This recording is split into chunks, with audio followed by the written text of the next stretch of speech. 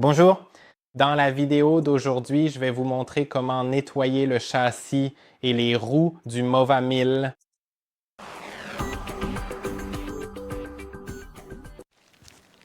Pour nettoyer le châssis et les roues, ce que vous devriez faire environ toutes les 60 heures d'utilisation active, donc 60 heures de tâches effectuées au total.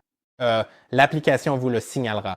Si vous avez activé toutes les notifications, elle vous enverra une notification quand il faudra le nettoyer. Pour le faire, il suffit de retirer le robot de la station en premier. Éteignez-le avec l'interrupteur de sécurité qui se trouve sous le couvercle que je viens d'enlever. Vous pouvez trouver l'interrupteur juste ici. Il suffit de le mettre en position arrêt. Il émettra probablement un carillon. Ce n'est pas obligatoire. Parfois, il ne le fait pas. Cela dépend de l'état dans lequel il se trouve. Et ensuite, vous devez retirer le robot de la base de chargement. Il est conseillé d'utiliser la poignée à l'arrière, de le soulever puis de le tirer car les roues arrière sont motorisées et elles sont simplement plus difficiles à déplacer. Maintenant, une fois qu'il est sorti de la station, vous pouvez bien sûr nettoyer le dessus, les côtés et tout le reste avec un chiffon.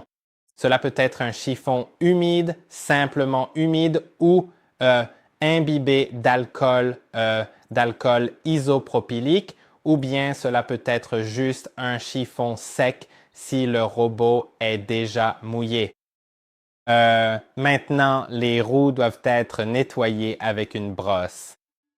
Ce n'est pas fourni dans la boîte. Il faut simplement l'acheter séparément. Et la dernière chose, la partie la plus importante, c'est de nettoyer le dessous du robot. Vous devez retourner le robot puis utiliser de l'eau courante comme avec un tuyau d'arrosage. Mais souvenez-vous, il ne faut pas utiliser d'eau à haute pression.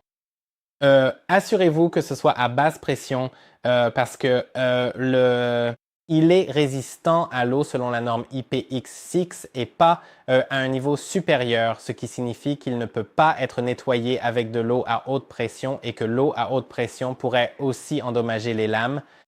Donc, assurez-vous que l'eau soit à basse pression. Il suffit de le rincer puis vous pouvez le sécher avec un chiffon ou simplement le laisser sécher à l'air libre. Et voilà essentiellement comment vous le nettoyez. C'est tout ce que vous avez à faire. Une fois que tout est propre, laissez-le sécher avant de le mettre sur le chargeur, puis placez-le simplement sur le chargeur et allumez-le. Et j'espère que cette vidéo vous a été utile. N'oubliez pas de liker et de vous abonner et je vous retrouve dans la prochaine vidéo.